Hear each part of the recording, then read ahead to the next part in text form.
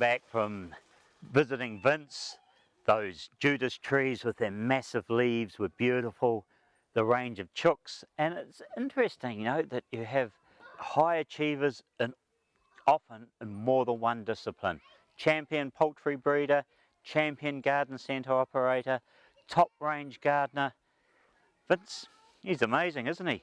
Well, we're now at the Frankleigh Park Kindergarten, and several years ago we visited here, 2010 would you believe, when they won an environmental award, and we thought we'd come back and see how they're progressing since those days, and also find out a little bit more about being an enviro kindergarten or an enviro school, because some of the kindergartens are working away and they're doing some amazing things with the little tots of our society.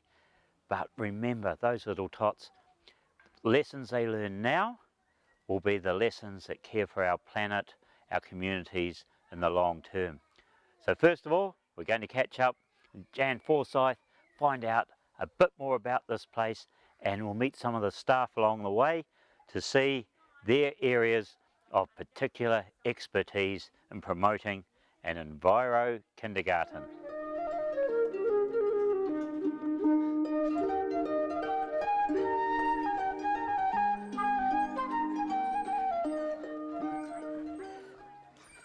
Oh, Jan, how's it going there? Very well. Yeah, good to see you after all these years. Yes. Yeah. Well, what a beautiful autumn day that you've turned on for us. I know. It's always like this in Taranaki, isn't it? Well, so they say, yes, Yeah. apart from the real pessimists. Yeah. Yes.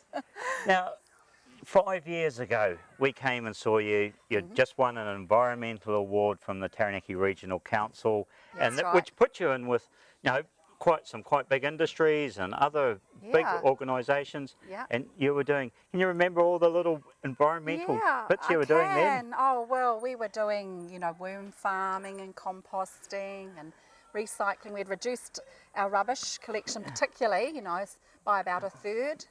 And so we were doing all those really basic and educational things with the children as well, and just sort of starting to set up food forest and things like that. So yeah, it was sort of quite early days for us back then, but we were the first kindergarten or early childhood kindergarten to win that award, and quite a few of our kindergartens have gone on and won that award since. So it's something which is a great movement that's happening with the littlies. It is. Yes. Yeah. Now, the other little thing, you know, you mentioned the rubbish reduction thing that I remember is that you'd basically had got parents to stop wrapping lunches and snacks and glad wrap and all the That's right. Yes, and is that still continuing? Yeah, that's very much just part of our policy. We encourage families to have, you know, like compartmental lunch boxes or just to use recyclable paper wrap.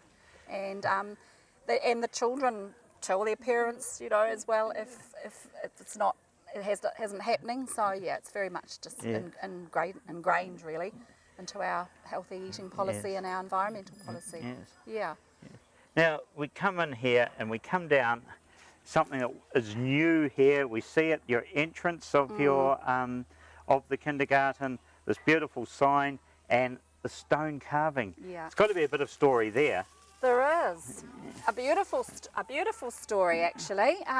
We had 6 years ago, we had a little boy here, Arlen, and he brought some beautiful little stones, carved stones to kindergarten one day and presented them with us, just small stones. And I said to him, "Where did you get those from? Who did those?" And he said, my koro, my granddad, made those. And I thought, I think I'll just investigate a little bit more about this. You know, I wonder if he really is a stone carver, this little boy's granddad.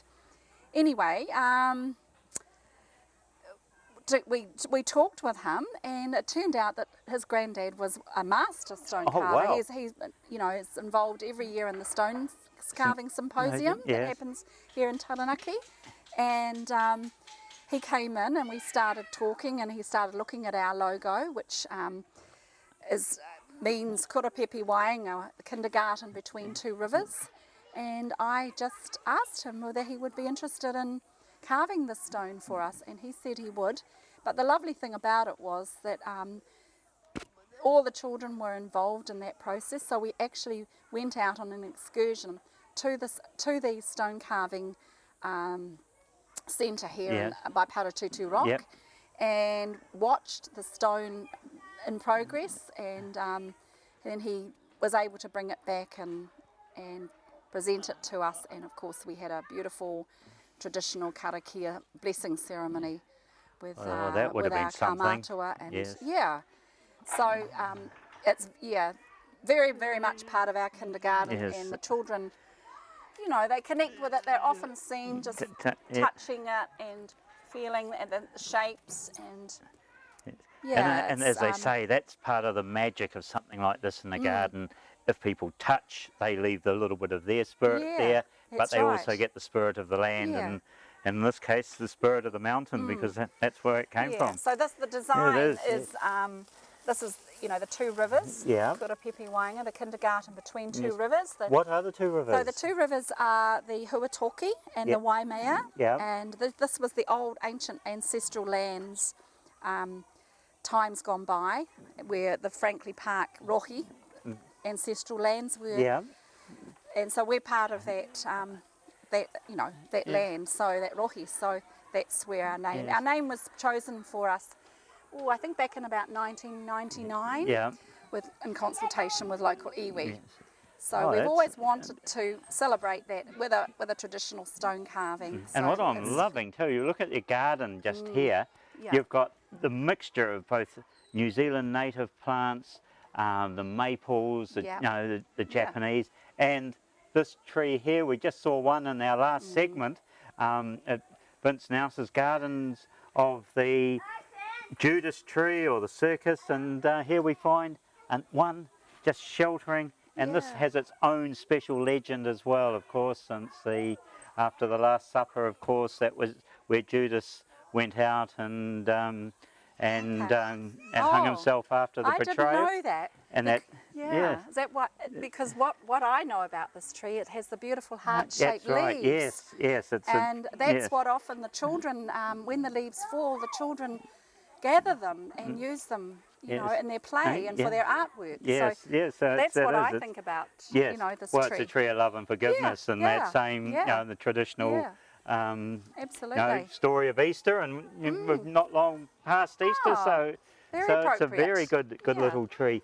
And the other great thing is that it's a legume, it fixes nitrogen, adds to the environment, so you wouldn't believe that this is a cousin of gorse, would you? No, you would not. It's a beautiful tree. Yeah, we enjoy having it in our garden. And as you say, mixed in with all the little miniature maples, which also act as little spaces for young children to play and have friends and make huts and that's great. That's another little aspect that you hear at one end of the world or the country where they're discouraging kids from getting in amongst the trees in case they hurt themselves, and here we've got games and imagination and everything being worked. Definitely, underneath the trees, and we're not, we have to obviously be very careful about them climbing the trees, but certainly hiding underneath the trees and playing amongst the trees is well encouraged. Beautiful. The whole world of Winnie the Pooh and the 40-acre wood, all here at Frankleigh Park. But when we come back, we're going to meet up with another member of the staff here and find out a bit more about the Enviro School's journey that this beautiful place is on.